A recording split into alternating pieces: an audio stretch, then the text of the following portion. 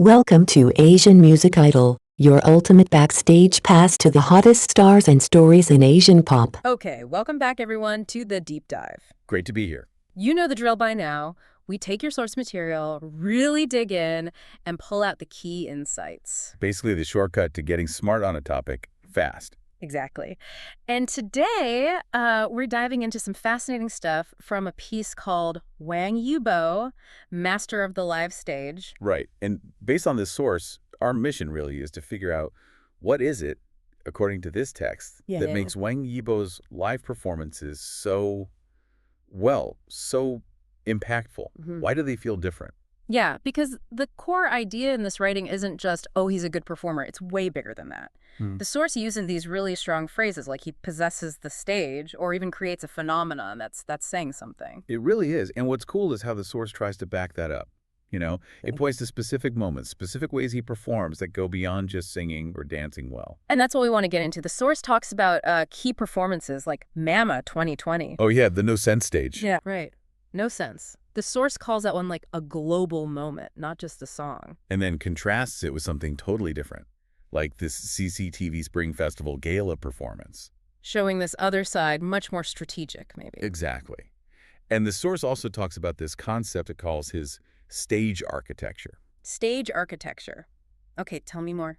It's this idea that the stage isn't just a floor for him. It's like a canvas he's designing on purpose. Ah, okay. So like costumes, lighting. Everything. Costumes, lights, props, even how the cameras move. It's all part of the plan. Yeah. The source mentions that motorcycle intro, for example. Oh, right. And the red and black outfits it talks about. All seen as deliberate choices within this architecture. That is interesting, thinking of the stage as something he actively, builds. Yeah. And the source really pushes this idea that he stands apart. It uses the word bravery. Bravery. In what sense? Well, things like singing live during really intense dancing, that's tough. Or doing risky stunts sometimes, or performing on these super minimalist stages where, there's nothing to hide behind. The source sees that as brave. Okay, so it's about pushing the limits, taking risks live. That vulnerability and the sheer technical skill needed. And finally, the source gets into his personal connection, like how he feels most alive performing. The idea that he kind of becomes the stage. Yeah, that's the phrasing it uses, that the connection is that deep. Okay, so this deep dive is all about unpacking those ideas from the source, the phenomenon, the architecture, the bravery, that connection. Let's dig into the examples it gives. It really starts by saying his presence is different. Not just someone singing, but there's this tension, then boom, the lights hit. And it's an experience, not just watching. Exactly. And right away, it points to Mema 2020. No sense. Yeah, it mentions the sharp choreo, the energy. Yeah. It says the real impact was the story. Yeah, totally. How he told this whole narrative, rebellion, control, finding himself just through movement. Wow, nonverbal storytelling. And the source notes how that exploded. Everyone asking, who is this guy? The source actually calls him a storm in human form there. Yeah. But then, look at the contrast it draws with the CCTV Spring Festival Gala. Right. Formal wear, big traditional production, totally different vibe. And the source frames this as super strategic. Yeah. Not just adapting, but deliberately showing range. Moving from, black letter and smoke to national treasure status. So it's about commanding different kinds of stages, different audiences. Precisely. The source really emphasizes that versatility, connecting with millions different generations. The takeaway phrase the source uses is pretty strong. He doesn't just fit into any box. He builds new ones. I like that. Builds new ones. Yeah. It really speaks to that intentionality, which, leads us right back to that stage architecture idea. The source says his work feels less like just entertainment and more like live cinema. Okay, live cinema. So this stage architecture. Yeah. What does the source really mean by that? It sounds kind of academic. It does a bit, but the examples help. Yeah. It's just this idea that every single thing you see is a choice. Not just background stuff. Right. Costume, lights, camera angles, they're all part of building the experience, building the meaning. Like that motorcycle intro again from Street Dance of China. Yeah. The source doesn't see it as just a cool entrance. It interprets it as a symbol. Freedom, speed, control, all wrapped up in that one image. Huh. Okay. And the red and black outfits. Same idea. The source suggests it's like using color psychology, but for character. enhancing the persona or the story he's telling in that specific performance. So it's like he's directing our eye, directing our feelings, using the whole stage environment. That's pretty much the core of it, using space, visuals, even stillness. The source talks about how he moves from quiet moments to explosive ones with such precision. It's all constructed. And this ties into how the source sees him as different from performers who might, rely more heavily on backing tracks or huge dance crews. Exactly. This is where that bravery idea comes back in. The source argues he really pushes against the grain sometimes. Like the live vocals during hard choreo. Yeah, the source identifies that as courage.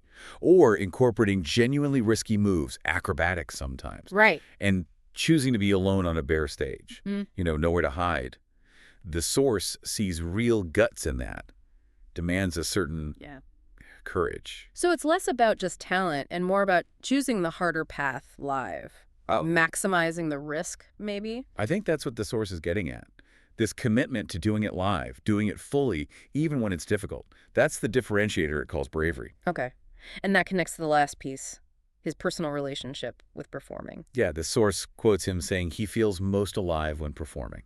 And the argument is that the audience feels that too. That intensity comes across. That seems to be the idea. It creates the connection. And here's something really interesting the source points out. What's that? It notes that even when he stops moving, that silence, that stillness, it's powerful. It holds attention.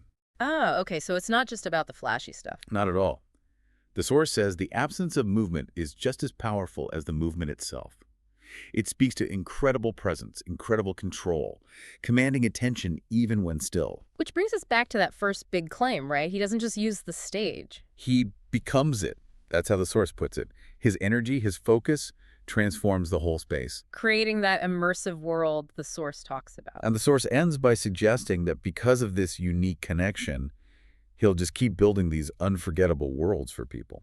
Okay, so let's pull back. If we synthesize what this source material is telling us, what are the main takeaways about his live work? Well, I think the biggest one is that his performances are presented as these really deliberate, highly crafted artistic statements. Not just entertainment routines. Right. More like live cinema or stage architecture, using that source terminology, because there's so much intention behind the design and the storytelling. And the source gave us examples like the mem in a performance telling a story through dance, or the CCTV one showing that strategic range. Exactly. And it hammered home the idea of using every element purposefully, costume, props, light, space, even stillness, as part of that architecture. Plus that bravery aspect, the commitment to live vocals, the demanding choreo, the risk-taking. Yeah, it paints a picture of someone deeply committed to the craft, pushing boundaries. It all feeds into that central idea the source keeps returning to. That he doesn't just occupy the stage, he becomes it. And that connection, that energy is what reaches the audience and makes it stick. It's definitely a fascinating way to look at performance artistry through this source's lens. For sure. It really makes you think about the power of nonverbal communication. What happens when a performer has such clear intention? And how that personal connection to the work can elevate everything. It's not just technique, it's building an experience. Totally. Building an experience, not just running through steps. So here's a final thought for you. Drawing from the source material, something to chew on. Okay. If the source is right, and the absence of movement, the stillness, can be just as powerful as the movement itself. What does that tell us? What does it suggest about the art of control, about presence, about using quiet deliberately, not just on a stage, but maybe in other kinds of communication too? That's a great question. Control and stillness as power. Interesting. Something to think about until your next deep dive. Thanks for watching Asian Music Idol. Don't forget to like, subscribe, and hit the bell to stay updated with the hottest buzz in Asian pop culture.